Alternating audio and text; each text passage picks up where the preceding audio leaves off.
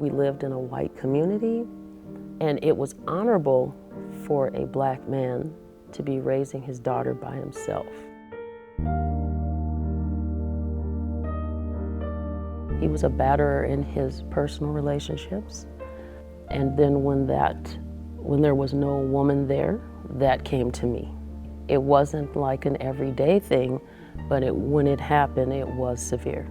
Throughout the course of all of this, I began to run away at around 12. When I got a little older, I stayed in the streets. I started to learn what the streets were about and how to survive, like most runaways, and then it becomes a way of life. Mainly when they did step in, it was to penalize me. I actually got a ticket for being a habitual runaway, and then they sent me back to a dysfunctional home repeatedly. So they just caused the cycle to go over and over and over again.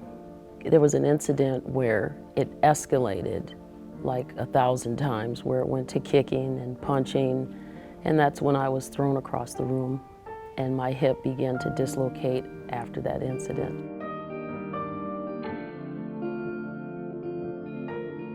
There was a major effort that had to take place for me to go into foster care, despite all of the evidence and the signs of abuse.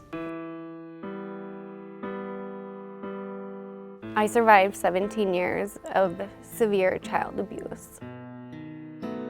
Everybody loved my mom. On the outside, she always made sure that everybody thought we had the perfect life. She had driven me to a local park and taken me into a bathroom and put a gun to my head, and she had asked me to give her one reason why I should live. My best friend had told my counselor at school, and then because it was so drastic, the counselor then had to bring in the police, and at that point I was scared because I had previously turned in my mom multiple times. The first few times I was 100% honest about everything. Like, I could nail down every single bump, bruise, scratch, scar, everything.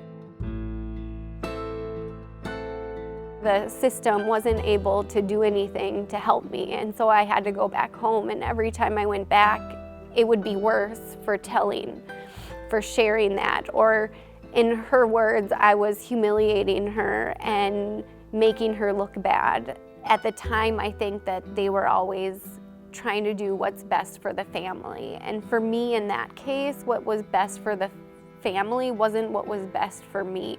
And I stopped sharing, I stopped reaching out, I stopped telling people what's gonna happen when the system won't help me and then I have to go back. Like, am I actually gonna die this time? Like those are thoughts that would go through my head.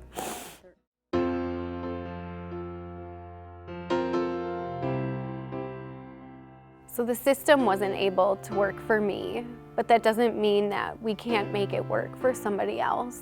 I would always want young people to know that they have rights, and I would like them to know that they deserve every bit of what everybody else has.